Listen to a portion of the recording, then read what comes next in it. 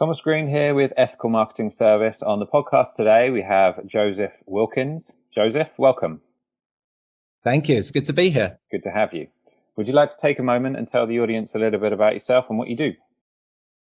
Sure. So for the past 20 years, I've run a video marketing production studio. We're in Utah in the United States. And for the first 15 years of my career, we were primarily focused on producing infomercials and TV commercials, and then that kind of evolved into online corporate sales videos.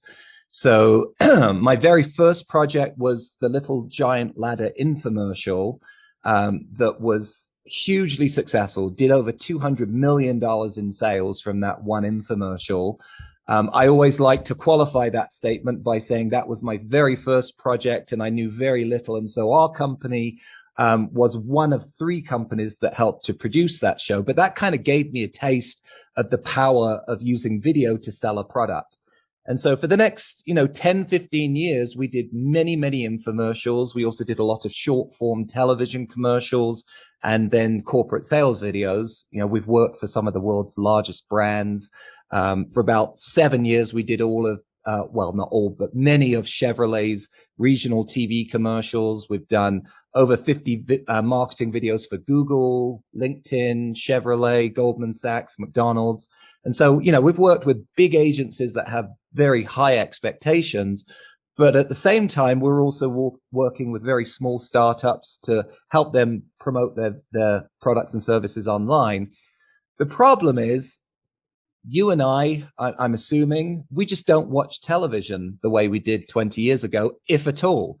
I mean, I literally can't remember the last time I watched real live television.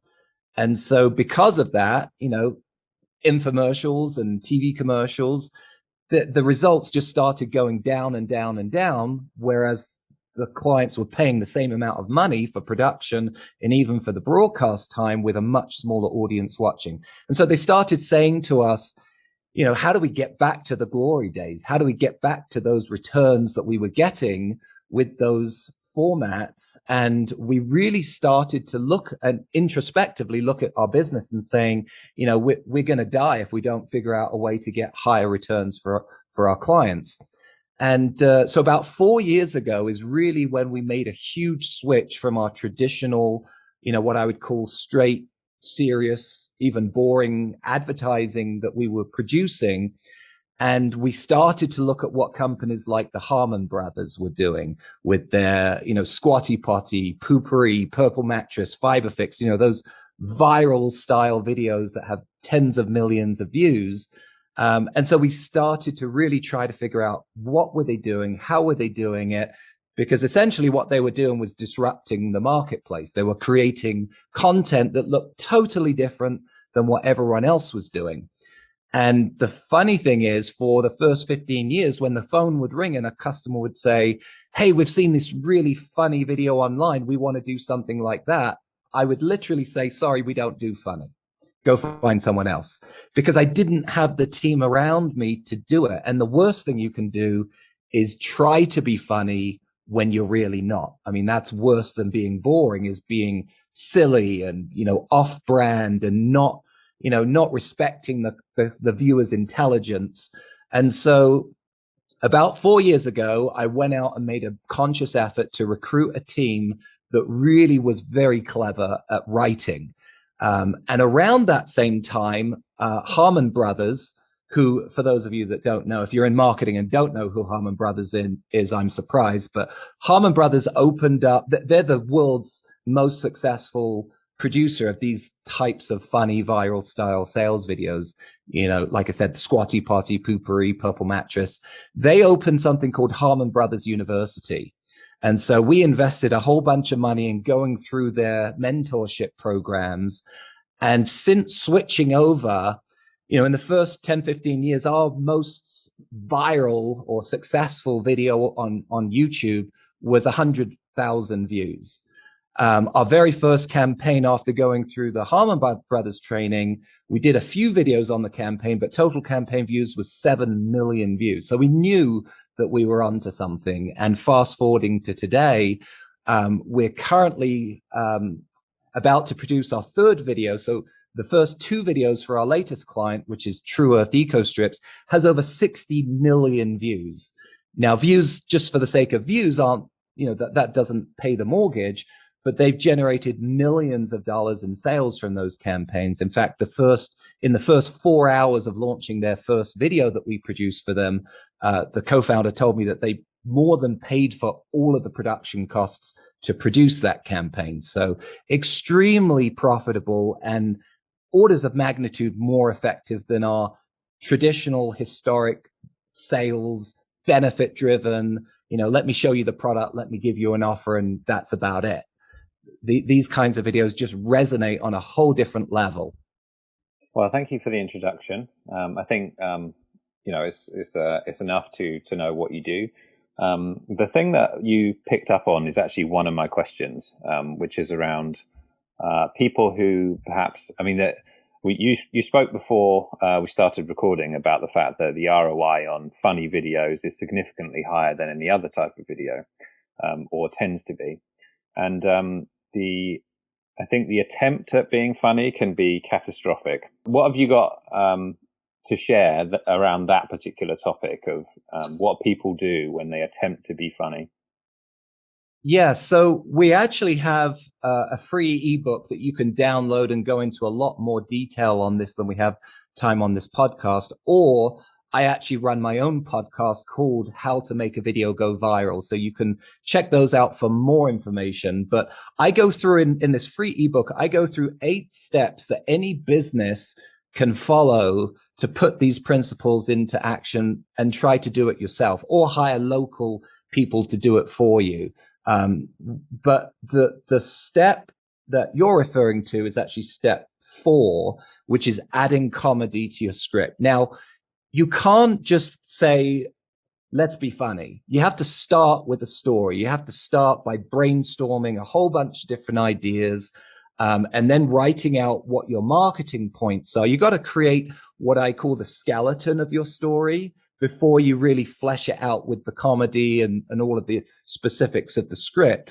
But once you've got a really good marketing script, the way that you add really good comedy is by spending a lot of time and gathering some really clever comedians. Now, most people will say, well, how do you do that? And the way that I would tell you to do it is start out local. Go down to your local comedy club, spend a few nights and find out which of the comedians that really are what you think, what makes you laugh, or what makes, the kinds of people that you're trying to target laugh, and then approach those comedians. Most people don't understand that comedians are, for the most part, they're starving artists, right? They travel from city to city doing gigs at these comedy clubs every night. And so during the day, they're either on a plane or on a bus, a train. And so they have a lot of free time that they can freelance for you. Now, so do that. I typically, on every script that we produce, and to give you some reference, a video for us takes 3 to 6 months to produce from beginning to end. So it's not the kind of thing that you can rush. Good creative takes time. But what we do is we find that good comedians are not script writers. What they are is they're great at taking an existing script and punching it up, adding jokes in, tweaking lines, making clever dialogue.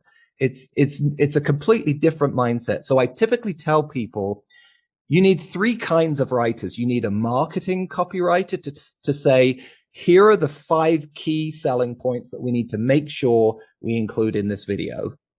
Then you need to bring in a creative story writer to say, and all of this is outlined in my ebook, but the story writer basically comes up with the story of who's the character of this video? What is their problem? How do we creatively solve that problem using your products or services? And then how do we create an irresistible offer that we can then get that person into the sales funnel with? So that's the story. And then the comedian will come in, or multiple comedians. We typically have 4 or 5 comedians on every script, because no one person is ever going to be, have the greatest ideas. It's the collaborative nature of production, and the wisdom of the crowd is always better than of the individuals. So, go to your comedy clubs, find comedians. If that's not your thing, there are services online that you can use. Fiverr's probably the biggest one, Upwork, local classifieds of, people that maybe are just very good at writing comedy. You can go on YouTube and find these YouTube comedians and just reach out to them. So create this brain share of people that you can back and forth ideas. But the most important part, once you think you've got some funny material, nothing's ever funny until it's actually responded to. And so you always want to test. You want to test jokes. You want to test the script. You want to test the offer. And the best way to do that is not testing it on yourself or on your mum, who's going to obviously say, yeah, that's really funny. Cold traffic doesn't care about you. It doesn't care about your feelings. And that's ultimately who we're running this ad to. And so you want to try to find a way to test it on your customers. So whoever your customer avatar that you should have built, and we talk about that in step 1 of my ebook, but whoever your target demographic is, you want to find ways of testing jokes, testing the script on those people. Whether that's, your UPS man that delivers the package to your office that, it fits that demographic, that you pull in for 2 seconds and say, watch this section of the video or read this joke, or whether it's more sophisticated, send it out to a survey monkey or some kind of service that will target people and give you feedback that you can really then say, this isn't my gut reaction. This is tested on our customer demographic. Well, I need to make sure that I reference a particular one of your videos because I laughed out loud when I saw it. And that was the snoring one when Darth Vader pops up out of the bed. That's awesome. Yeah, that was actually our very first funny sales video. It's the first one we ever did, and it's still one of my favorites. But I'm glad to hear you got. That's the ultimate compliment, right? So when you're scripting, when you're producing, when you're editing, you want people to smile, preferably laugh. Belly laugh is extra points. So it sounds like maybe I got close to the extra points. Pretty sure, yeah. So when you approach a comedian in the way that you encourage, how would you position that conversation? Because I can imagine, at least for people who are attempting to do it themselves, I can imagine that conversation going a little wrong without some guidance. So what would you say to them? I think you'd be surprised. I think most comedians, at least my experience, now I'm obviously not reaching out to Jerry Seinfeld's or, celebrity comedians. I'm looking at, people who are on the grind of the comedy circuit in local clubs. I simply send them an email. I'll give them a compliment. I love your work. I'll tell them, I saw you at this club or I watched you on this YouTube video. Let them know that you're not just a bot or a spammer, that you're a real person, that you've seen them, reference some of their material, maybe mention a joke that resonated with you, just like you just did to me, right? You just paid me the ultimate compliment. Pay them a compliment, and then they're immediately going to let their guard down because you've said something nice about them. And then just simply, say the magic word. I'm looking to hire someone. I'm not, I'm looking to pay someone on a freelance basis. And would you be interested? If you've got something that you've already produced, obviously for us, it helps because I can send them a link to Funny Sales videos and they can see, there's a great team behind this that's actually going to produce something that I'm going to want to put on my portfolio and kind of brag that I helped to write this. But if you don't have anything, it's still, the fact that you're a reputable company, just mention something that gives you credibility. And then just say, in your free time, would you be willing to help punch up some scripts for, a reasonable rate and give me an idea of what that would be? I think you'd be surprised at how many comedians are going to respond. And a lot of them are hungry for that kind of work. So yeah, give it a shot. Yeah, maybe the starving artist there coming out. Yeah, exactly. So did you say that the snoring one was your first video? Yeah, it was our first funny video. Okay. And are there how did you feel about the process of making that, and how did it go down relative to what your expectations were? Yeah, that's a great question because that was before we went through any of the Harmon Brothers University courses, which is something that I highly recommend to your audience. Well worth every penny. I'm not getting paid to say that. But yeah, I've got a really good relationship with those guys. But I would say, that first video, even though we were going through it blind, um, the principles were the same. I surrounded myself with good people before we started on that process. We took a lot of time to script it. Most of our videos will take at least 2 months to script it because you don't just want to go with your first reactions. You want to throw out as much as you can before you decide what do we want to keep. And then you want to let that marinate. I always tell people, I only take so many showers a day, and so does my team. And some of my best ideas come in the shower or, late at night when I'm half asleep. And so you want to give yourself time. And we did that on that first video. Are there things on that first video that I look back at now and say, oh, we didn't quite do that in the right way or structure? Absolutely. But having said that, that video generated $3 million in revenue from one video. So, I probably wouldn't change too much.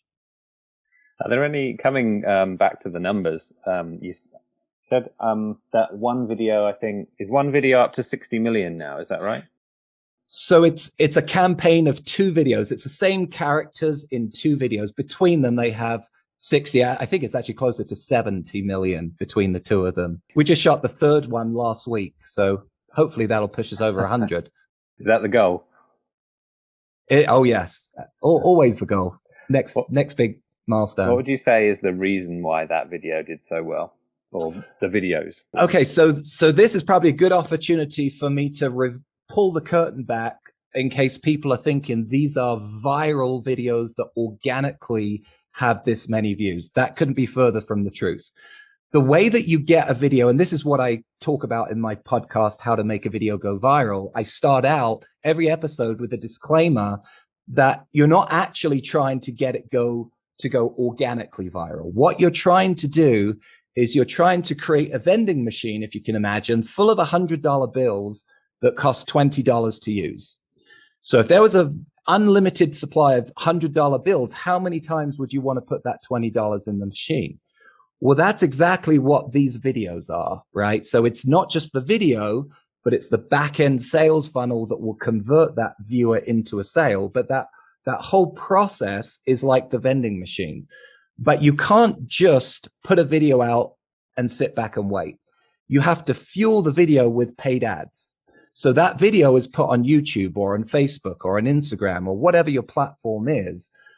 But when you see a video like True Earth that between those 2 videos has 60 million views, it's because True Earth are funding all those $20 bills to get those 60 million. Now, 90% of those views, I would say, were paid.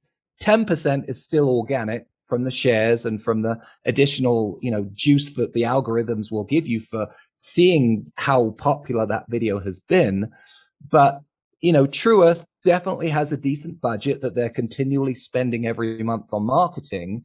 And so, I have a customer who over a whole year only spends maybe $80,000 on marketing, whereas True Earth spends hundreds of thousands on marketing.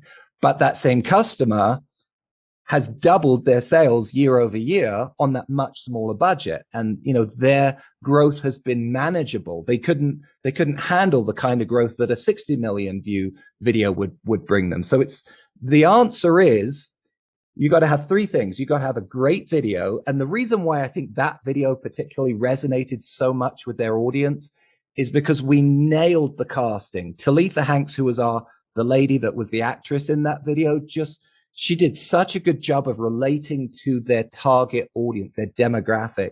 And it was also a mission-driven video, right? It was about a laundry detergent that helps you save the planet by not filling up the landfills with these plastic bottles. So it wasn't just a sale for the sake of making a sale. It was a movement, and there was a whole tribe around that movement that helped to get that video.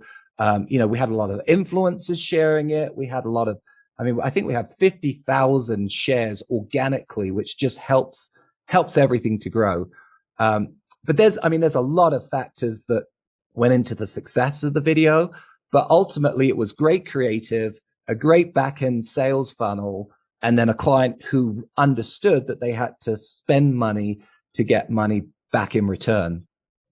What do you think about videos that are funny but then don't have that, should we say, story of the customer journey behind it? So they've put out like a funny video, or funny in quotations, call to action at the end with not really much explanation other than that. What are your thoughts on that type of video? So I'm always telling my clients, I'm not going to try to reinvent the wheel for you. I'm going to do what I learned in the Harmon Brothers mentorship programs. You got to know the rules to break the rules occasionally, and I do break the rules sometimes, but there's a tried and proven formula, which is, you just said it, the customer's journey, right? Establishing a very attention grabbing hook at the beginning of your video. That's the most important thing, because if you don't hook someone's attention, it doesn't matter what comes after the first 5 to 10 seconds, nobody's watching. So you got to create a very enticing hook. You got to create a character that will relate to the viewer, that has a problem that's relevant to what the viewer is experiencing. You've got to bring in the product as the solution to that problem. And then you've got to give them an irresistible offer. Anything that tries to do anything outside of those parameters, like you mentioned, maybe it'll have success and maybe it won't. I just don't know. And so to me, it's not worth risking my client's money on something that I can't say I'm confident that this will bring you the returns. Now, some things just go viral because they're funny, but they're not really selling anything, right? So you've seen Charlie bit my finger, or, those kinds of random viral videos. That's a whole different category of video. But when it comes to a business that's investing money in producing a highly produced ad like what we do, I always say just, stick to what works, unless you do some testing that proves otherwise. So I personally wouldn't do it. But, I'm sure somebody will have success doing that kind of thing. It just probably won't be me. Well, yeah, if you've got a proven formula, it's kind of wise to stick to it. I understand that. Just coming back to how you started, how would you say, what was the catalyst for you in terms of where you were going from sort of typical corporate videos or typical advertising into this niche? How did you make the decision to go into this? So two things, really. First, I've already mentioned, was our clients demanding something that was getting them better results for the money that they were spending. And, I've kind of already beaten that. That's exactly what this does.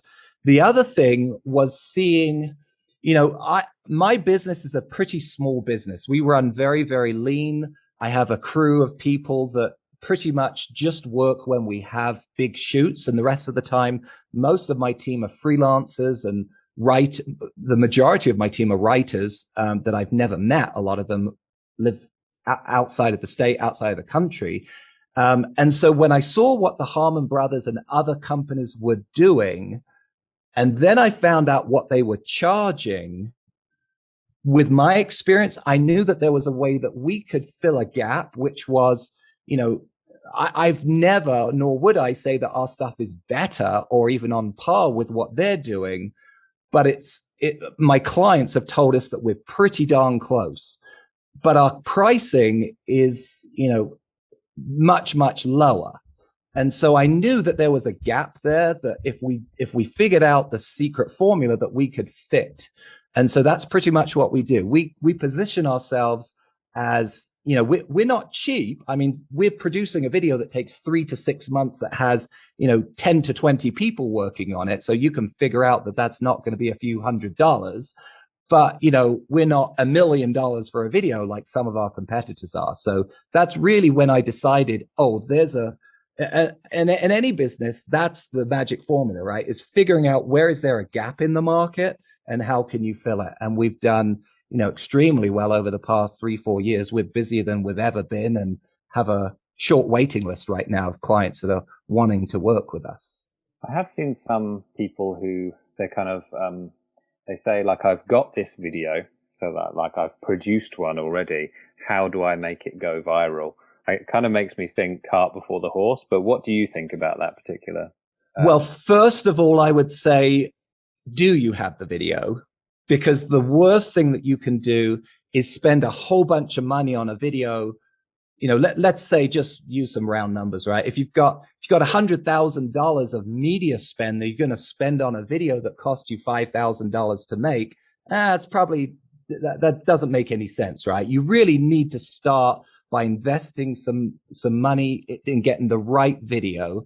But let's say that you've got that video. So that's the other half of the equation. And we know enough to know that we aren't the agency to do that. So we just focus on brainstorming, scripting, shooting, editing, versioning, because every video that we do, there's probably 9 or 10 different versions of the video for different platforms and different lengths. But we always say to a client, do you have the other 50% of the equation? Do you have the right agency or the right in-house people that know how to take a video and make it go to the masses profitably, right? Do you know how to buy media on the right platform? Do you know how to target the right people? Because you'll waste all of your money targeting to the wrong people if you don't understand, how to test your videos.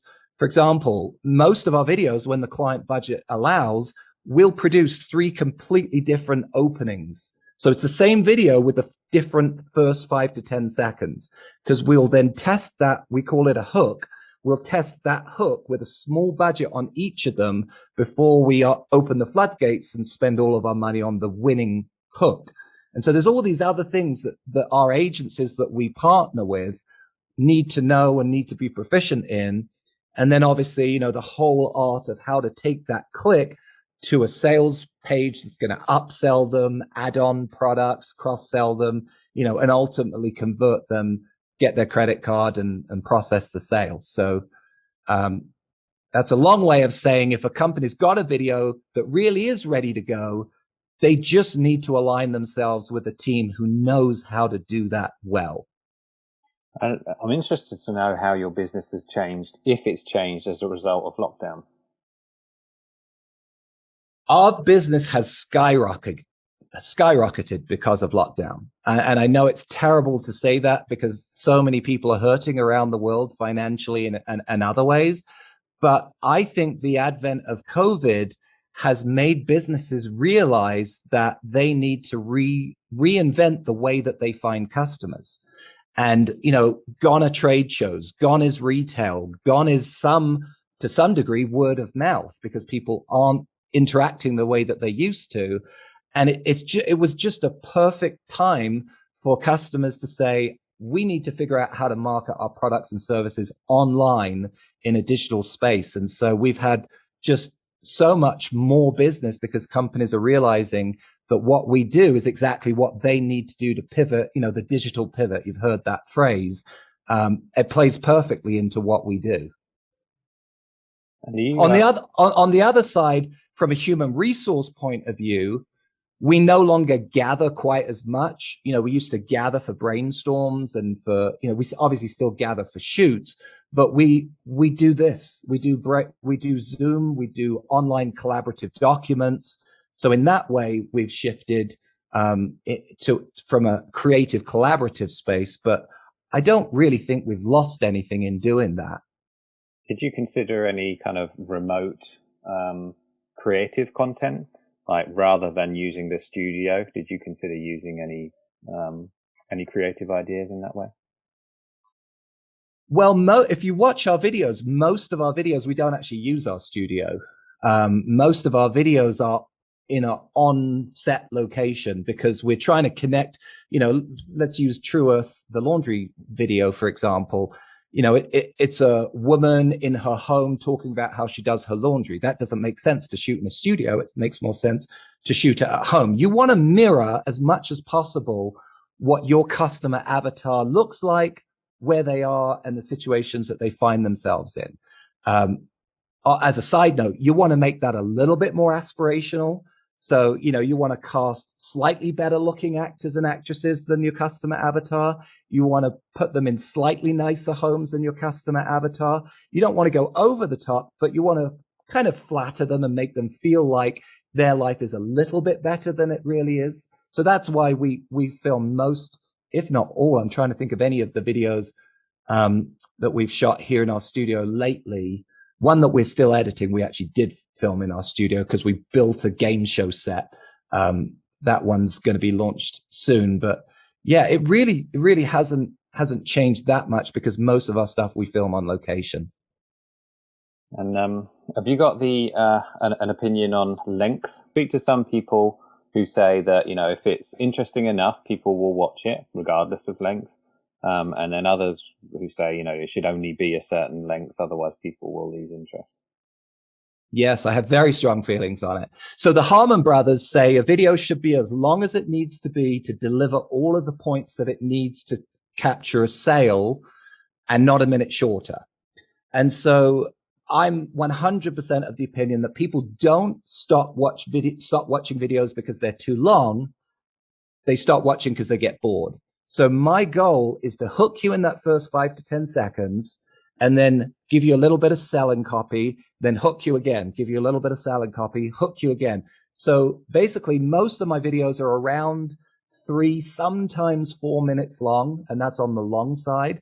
And that completely goes against everything that a Facebook ads manager will tell you as a client. They'll tell you, make them short, get to the point, stick the call to action. Some of our videos, you don't hear about the product until we're a minute and a half into the video.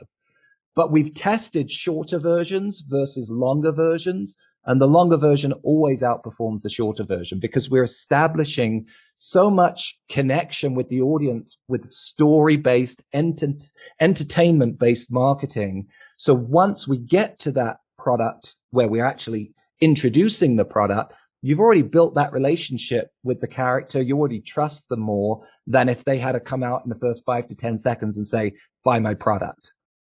What would you say to someone who is listening to this and they're like, you know, I'd love to do this, but I feel like it's such a big project to take on? How would you encourage them, and what would you give them as the first few steps? Well, I would say version 1 is better than version none. So if you do nothing other than, you know, download our free ebook, go through the steps yourself, do as many of the things as you can, and then where you see limitations, hire other people. That's the lowest cost way to produce something that will, I would confidently say, outperform anything that you've done before. Taking it to the next level, it's all about what is the potential return on the investment, right? So, you know, we have clients, multiple clients that have multiple millions of dollars in sales from one video. You know, you look at, well, what's the cost of a video? It's a fraction of that. And so if you have a product that has mass appeal, that has a well-defined audience, you know, I'm obviously a biased marketer, but it doesn't make sense not to do it. So it's just about, you know, do you currently have a product or service that's valuable, that's proven, and that has an audience? If you have those 3 things, there's no reason in my mind why you shouldn't do something like this, you know, because I know that the investment will pay off. And did you have you done a video for your own company? Just interested to know. You know, the photographer always lacks pictures of his own family.